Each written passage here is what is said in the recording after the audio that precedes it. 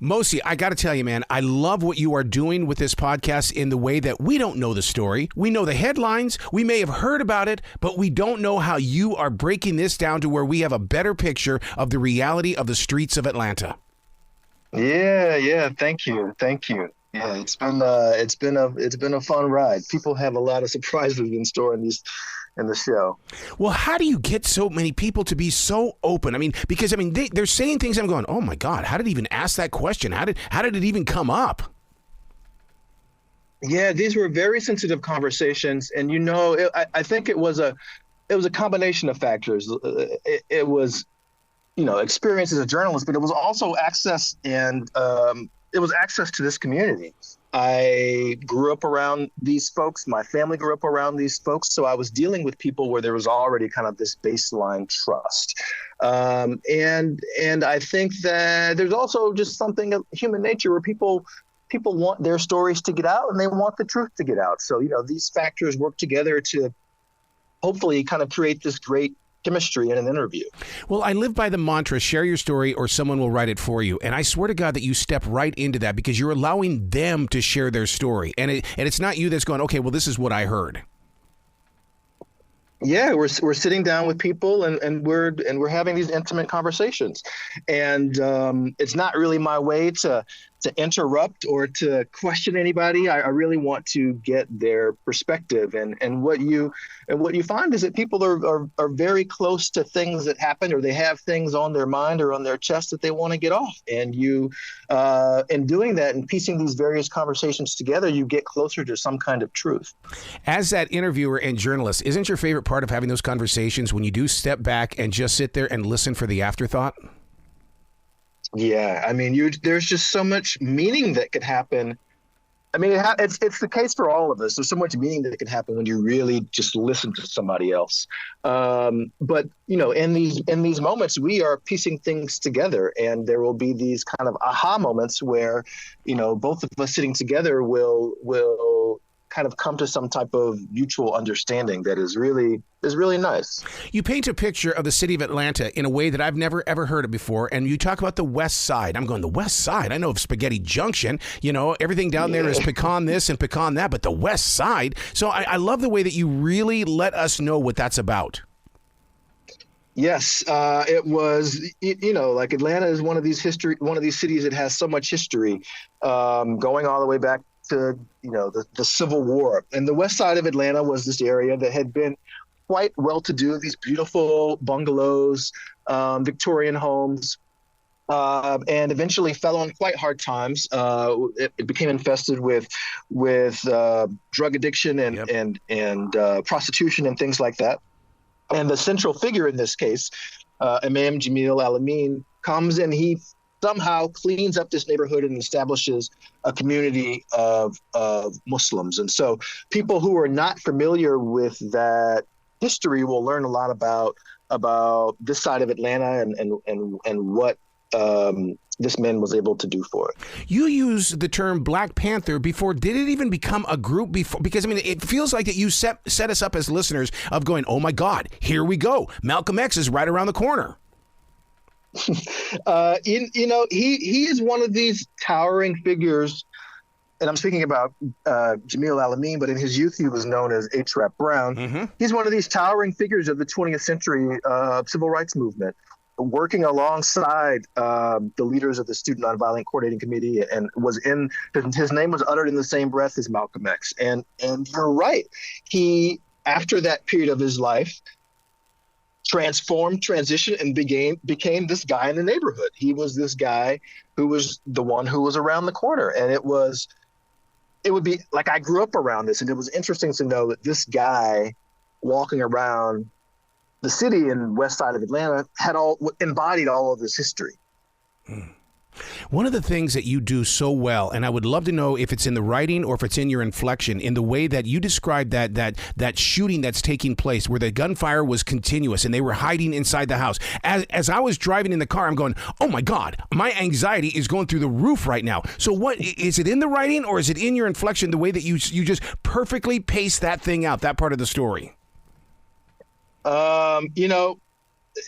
I think it's the writing and the inflection, but I should say, for all of my colleagues who worked on this, that I am not doing this alone. So, like there's a producer who's helping me with the pacing. I'm reading the script, and I'll go back and read it again because he says this part was too fast, or I want you to hit this thing. And so that's a big part of it. And also my producer and I, his name is Johnny Kaufman, we were writing this together, and it was very much kind of trial and error, doing this over various iterations until we found what felt like it worked. And it's really interesting to be together in this whole, really, and then to emerge with something and realize that what you have done together is actually connecting with people. So that's kind of how we did it, but you don't really know how it's going to land until you put it out into the world. Experiencing Radical, I feel like that we need to have this more in conversations, because I'm here in the South as well. And you know how we are in the South. There are things we don't talk about. I think this is a story we need to be talking about. This is the reality, and it would help a lot of people understand the connection of a community that seems to be hidden, but it's there. Yeah, I think you're so right about people in the South not really talking about things or confronting things head on, and this story was the case on many sides. So we're just to give you a little bit more background, or to give listeners a little bit more background. This shootout that the show is about followed, let's say, decades of a kind of a secret surveillance by the FBI of this man, Jamil Al-Amin. So there are those secrets. There in the community where this happened, there were all these people who kind of started, let's just say, the drug dealers in the community started losing their lives, and there were secrets as to why that was happening. I'll leave it there. So people are holding on to these things. And then if you look beyond that immediate community and beyond this case, people have not necessarily faced the ramifications of what this community meant and what this shooting meant. People have kind of moved on. And so I think it's time for a return. Being on your side of the microphone, when somebody admits, yeah, I shot in the air. We all shot. I'm going, what the hell? It was kind of scary. It's so, we think today is such a rough world, but look at the world that you had back there in 2000 that you're journalizing on right now. It was just as rough. Yeah, one of the funny things is when people are that close to anything really, but in this case to that level of violence, you get used to it, or you don't necessarily realize that there's something else. And so people were quite close to really horrific things happening that they only could see with either the distance of time or from an outsider's perspective, like someone like me coming in. But there were really crazy things that happened. I'm so afraid to talk about the story because I want listeners to experience it the way that I experienced it. Because when you hear it and you're going through the emotion that you're sharing, if we sit here and we spoil it, I think that's going to take away from it. But I will say, though, I love the way that you set up the date. And that's such a radio term. In other words, you'll break in the story. You'll say something and you'll say, but we're going to cover that in a little bit. And I'm going, oh, my God, he totally set up the date.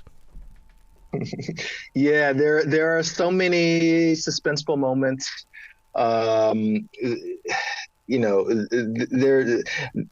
happened the night of the shooting? How was the FBI pursuing him? Mm-hmm. What was Jamil Al-Amin up to in the neighborhood? What were people around him doing? There's just so much. What does this mean for our understanding of the lengths that government will go to catch someone? There's a lot in there. Especially, I like the transition when he became more spiritual, becoming Muslim. I mean, I love the way that you explain that in a way so that we all understand how people grow within their own spiritual beliefs. Yeah. There was this moment for him where he'd been on the front lines of the civil rights movement. Yep. And had been, really under fire for his pretty radical ideas. And he turned inward and turned. He wanted to find some other type of salvation, and we see this happening a lot for people who are at these low points. He was in prison when this conversion happened, but it was really a kind of a moment that many of us come to in our lives when we are ready for a really fundamental change. Mm-hmm. The music is a huge star of this. I mean, how did you select the music for this? Was it local musicians or production library? Because, I mean, whoever put the music in there really knew what they were doing. Yeah, thank you. So there were two composers who were working on the show, and the story that I like to tell is about one of them, whose name is Ray Murray. He's one of the producers of a very famous production group called Organized Noise behind Outkast and Goody Mob and Ludacris and TLC. We wanted to have a certain sound for this show. We wanted it to sound like the West Side of Atlanta in the 90s and the early 2000s. And for people from Atlanta, that means one thing or maybe two things: Outkast and Goody Mob. And so we through these kind of random connections that we have today, because the world is so small, we were able to get in touch with their producer, and we learned that not only was he from this part of Atlanta, but that he had family roots in the Black Panther Party and was interested in these issues. And then we kept talking, and he was like, "Oh yeah, and I chose an African name for myself, and the name I chose for myself was Mosi." And so at that point, we just felt like there was some type of fate that we were supposed to bring his music in. Yep. And so we went to his studio and started listening to beats, and the rest is history. We found this great soundtrack for the show. Well, Atlanta has its own sound anyway. I mean, my God, you can go into any club down there and go, "Yep, I'm in Atlanta. I feel it." Yeah, exactly. I mean, Atlanta is, since I was in high school, like in the 90s, Atlanta has been driving the hip hop sound. And even outside of hip hop, indie music, it has its own feel. I always say it's in the soil, because I mean, it's just to go down there and experience it is like New Orleans with their jazz. It's in the soil. Yeah, in that red clay. Yeah, I know it all too well. So, like, when you put an episode together, are you part of the editing process? Because, I mean, I'd be one of those people that'd be in that room going, "Okay, I like that, but we need to take this out," because there's so much of this story. How did you, because we live in this Twitter generation, how were you able to put it in such a simple but very stunning way? Yeah, so I love these kinds of questions about craft and structure. The producer who I was working with, his name is Johnny Kaufman, and he is someone who is much more experienced than I in audio work. I'm primarily a print journalist. I mostly write for magazines. And so our process was Johnny would write out a draft saying, "This is where the music's going to go, this is where the tape's going to go, and this is where your voice is going to go." And I would come back behind and I would write in my voice, and then we would trade it back and forth. And we would come to some type of draft that we liked, and then we would go before some of our other colleagues and do what we call a table read, where we would read them the show and play the tape along with it, and they would give their feedback. And together through this process, over a period of months, we came to what listeners are hearing now. Are you going to do any more stories about the Atlanta area? Because, I mean, it really is a hidden gem. We know of the history of Atlanta, but you know a deeper, more in-depth history of Atlanta. I mean, you never know. There is so much. There's so much there in Atlanta. It's the city where, since the Civil War has been a center of commerce in the South, but also a center of politics and of activism. But we all know that the civil rights movement was really seated in Atlanta. And so those things continue to ripple through the present moment. And there's so much that's happening there that I could very well be drawn back to the city where I'm from. Wow. It's journalism at a new level. And I think that's what I love about podcasting so much, is that I get to hear the writer's voice. And, that's how it started back in the 1980s. It was the writers that created the podcast. It wasn't the comedians.